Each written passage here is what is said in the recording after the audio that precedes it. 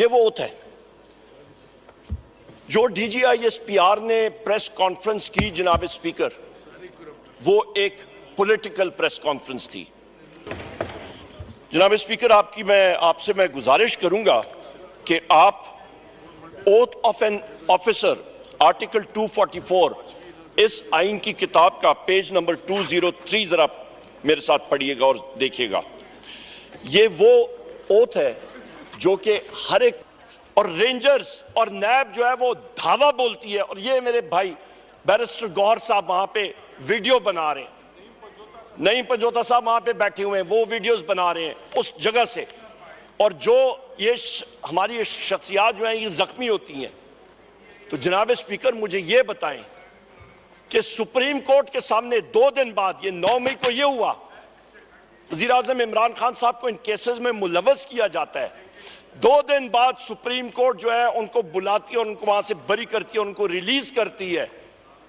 वहां पे जो नुकसान हुआ उस प्री मेडिटेटेड प्लान का, ये जो लंदन प्लान का हिस्सा था जिस पे वोट ऑफ नो कॉन्फिडेंस से शुरू होता है और आज तक वो आपका लंदन प्लान का हिस्सा, वो कहानी, वो दागदार कहानी जो है वो चल रही है, इसका जिम्मेदार कौन है जनाब स्पीकर, ये हम लोग पूछना चाह रहे हैं। और इसके ऊपर एक जुडिशियल इंक्वायरी जरूर होनी चाहिए कि दूध का दूध और पानी का पानी जरूर होना चाहिए जनाब स्पीकर। हमारी आने वाली नस्लें जो हैं इन चीजों से सबक हासिल करें कि हमारे मुल्क में आइन और कानून के साथ क्या खिलवाड़ किया गया। जनाब स्पीकर, मैं यहां पे ये भी कहता चलूं कि आपके जिस दिन, ये 5 अगस्त 2023 की अभी मैं बात कर रहा हूं, वजीर आजम इमरान खान साहब को अरेस्ट किया जाता है जमान पाक से। यहां पे जज दिलावर साहब जो हैं वो ऑर्डर पास करते हैं तोशा खाना केस में। और जनाब स्पीकर, पता नहीं वो मेरा ख्याल है खलाई मखलूक के वीगो डाले वाली उड़न तश्तरी में वो पुलिस फोर्स 1 घंटे के अंदर अंदर वहां पे पहुंच जाती है। कैसे पहुंच जाती है उनको, बल्कि 5 मिनट के अंदर अंदर वहां पे वो पहुंच जाती है इस्लामाबाद पुलिस। इसका मतलब है कि उनको पहले से मालूम था कि वजीर आजम इमरान खान साहब को अरेस्ट करना है और पंजाब पुलिस भी उनके साथ नहीं थी। और वहीं पे अरेस्ट करके, अगवा करके, अबडक्ट करके वजीर आजम साहब को वहां से वो लेके जाते हैं। जनाब स्पीकर, ये मुल्क में क्या हो रहा है? ये कौन सी यहां पे चीज गैर कानूनी तौर पे ये सारा खिलवाड़ हम लोग कर रहे हैं? इसका मतलब है ये सारा का सारा सिलसिला जो है ये तो एक खेल बना हुआ है। यहां पे आते हैं जनाब स्पीकर, हम लोग एसेट्स के ऊपर आ जाते हैं, तोशा खाना के एसेट्स के ऊपर। बड़ी अच्छी बात है। जिस केस में घड़ी घड़ी की बात करते हैं, एक गिफ्ट जो कि वजीर आजम साहब को गिफ्ट हुई, उनकी अपनी मलकियत है, वो जिसको मर्जी है बेचे, आग लगाई। यहां पे तो जनाब स्पीकर हम लोग यहां देखते हैं तो मिस्टर नवाज शरीफ को एक मर्सिडीज कार जो है वो तोशा खाना से निकालते हैं 42 लाख रुपए की, 4.2 मिलियन जी। तमीना बीबी तशरीफ रखें। और वो उसके लिए तमीना बीबी तशरीफ रखें। और वो तमीना बीबी तशरीफ रखें। 6 लाख तमीना बीबी तशरीफ रखें। 888 रुपए। तमीना बीबी तशरीफ रखें। जनाब स्पीकर, आई एम सॉरी, ये अनइंटरप्टेड होगी। जनाब speaker, I am sorry, leader of the opposition की स्पीच अनइंटरप्टेड होगी। ये 6,36,000। ये बैठ के सुनेंगे।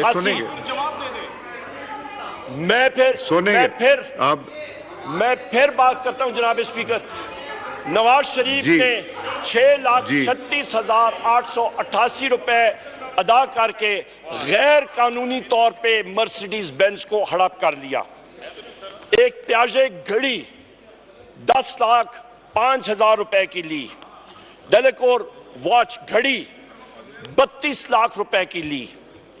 एक चुपार्ड वॉच वो गायब हो गई। कई सोने की और आपके पर्ल के नेकलेसेस जो हैं वहां से लिए गए। डायमंड्स के कफलिंग्स जो हैं वो लिए गए। अंगूठियां सोने की ली गई तोशा खाने से। और जनाबे वाला ये रिकॉर्ड का हिस्सा है, आप तोशा खाना का रिकॉर्ड मंगवा लें। मैं एग्जैक्ट डेट आपको बताता हूं। 13 फरवरी 2016 को 16.25 मिलियन यानी कि 1,62,50,000 रुपए की गिफ्ट्स सिर्फ 32,88,000 रुपए दे के वो ले रहे हैं।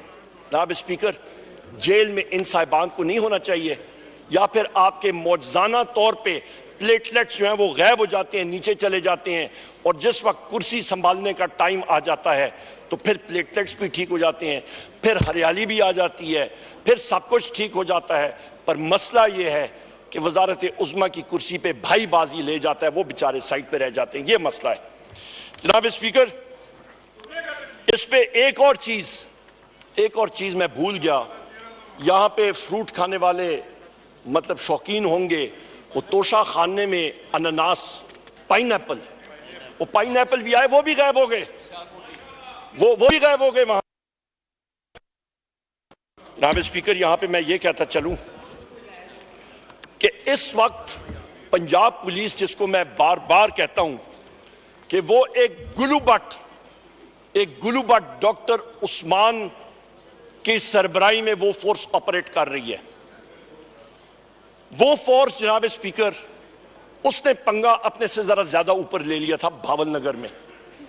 वो जो पंगा उसने लिया और उन पे फिर वो डड्डू परेड कराई गई और कंबल परेड हुई और उल्टी कलाबाजियां खानी पड़ी, तो उस पे जब वो डड्डू परेड और कंबल परेड के बाद जब उनके होश, तो फिर गुलूबट डॉक्टर उस्मान को होश आई और उसने कहा कि मेरी पुलिस फोर्स ने गलत काम की है। उसने बगैर वारंट के जाके एक सिपाही के घर में रेड किया है। स्पीकर, ये अनवर ताज साहब के 86 साहब के वालिद साहब को उन्होंने जाके उनको नहीं छोड़ा, जाके उनके घर में जाके रेड किया, दीवारें फलांग के। ये सारे मेरे साथी पढ़े हैं जितने हैं। तो हमारे घरों में जब पंजाब पुलिस आती रही है तो वो क्या ये अरेस्ट वारंट फ्रेम करके और फूलों का गुलदस्ता और केक हमारे पास लेते आए कि जनाब हम लोग आपके घर में आके ये पेश करना चाहते हैं? वो क्या था?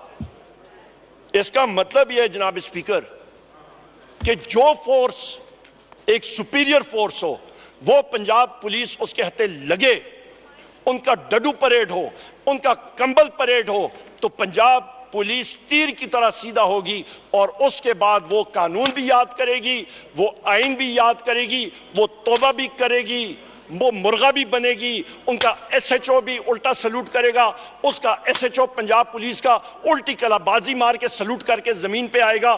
तो इसका मतलब है जनाब स्पीकर, यहां पे रूल ऑफ लॉ नहीं है, यहां पे जंगल का कानून है।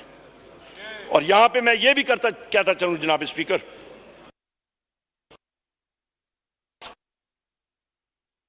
करते हैं जो कुछ हमारे साथ हुआ वो रोजाना हम लोग उसको सह रहे हैं।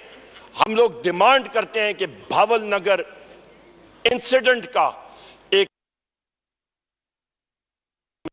एक जुडिशियल इंक्वायरी होनी चाहिए, क्योंकि जिस वक्त सिक्योरिटी फोर्सेस का डिसिप्लिन ब्रीच होता है वो मुल्क के लिए ठीक नहीं होता। आज तो ये थाने में डड्डू परेड और उल्टी कलाबाजियों का सिलसिला था, कल ये और किसी तरफ चीज जा सकती है। इसका सदबाब अभी करें, फिलफौर करें, जुडिशियल इंक्वायरी के जरिए करें, और जो लोग दोनों अतराफ पे जो लोग जिम्मेदारान हैं उनका कोर्ट मार्शल भी होना चाहिए और उनके खिलाफ एक्शन भी लिया जाना चाहिए। जनाब स्पीकर, यहां पे मैं बात करूंगा कि यही फैशिस्ट पंजाब हुकूमत जो है, फैशिस्ट पंजाब हुकूमत, ये पाकिस्तान तहरीक इंसाफ को तो बिल्कुल एलर्जी है इनको। ये पिछले दिनों 2 दिन पहले मैंने बैसियत सेक्रेटरी जनरल और अपोजिशन लीडर गुजर खान में एक घर के अंदर एक दफ्तर का इफ्तिताह करना था तहरीक इंसाफ के। 6 घंटे पहले पुलिस अंदर गई, उन्होंने सारी चीजें तोड़ी, 5-6 लोगों को अरेस्ट किया, उनको ले गए, फर्नीचर तोड़ के शाहजोर ट्रकों में लेके गायब कर दिया, खाने की देगें पड़ी थी लोगों के लिए वो गायब कर दी। ये चोरी नहीं होती तो फिर क्या होती है? और जनाब स्पीकर, जो होस्ट थे वहां पे हमारे मेजबान, उनको जिस वक्त उन्होंने एप्लीकेशन भी दी, एप्लीकेशन देने की जरूरत भी नहीं थी। हम कौन सा गैर कानूनी काम कर रहे हैं? फ्रीडम ऑफ स्पीच के हवाले से आर्टिकल 7 मैंने आपको पढ़ के सुनाया। कौन सी गैर कानूनी चीज हो रही थी? एक दफ्तर का इफ्तिताह करना या गैर कानूनी है? तो फिर जितने यहां पे साथी मौजूद हैं सारे के सारे जो अंदर होने चाहिए, उनके खिलाफ पर्चे होने चाहिए। जनाब स्पीकर, वहां पे जो असिस्टेंट कमिश्नर है वो गायब हो गया, उसने एप्लीकेशन लेने से इनकार कर दिया। और जो आरपीओ था उसने खुलम खुला हमारे होस्ट को यह बात कही, उसने कहा खुदारा यहां पे कोई पीटीआई का आदमी ना आए, क्योंकि हमें चीफ मिनिस्टर के ऑफिस से इंस्ट्रक्शंस आई हैं कि इस साल इस फाइनेंशियल ईयर के आखिर में आपकी एसीआर लिखी जाएंगी और पंजाब में पाकिस्तान तहरीक इंसाफ के फंक्शंस और जलसे शुरू हो गए। हमारा यहां से सियासी जनाजा निकलेगा, इसका इधर ही सदेबाब करो। ये वो सोच है जिसकी हम लोग सारे पंजाब में मुकाबला कर रहे हैं। ये अहमद चट्टा साहब देख लें, यहां पे जितने हमारे साथ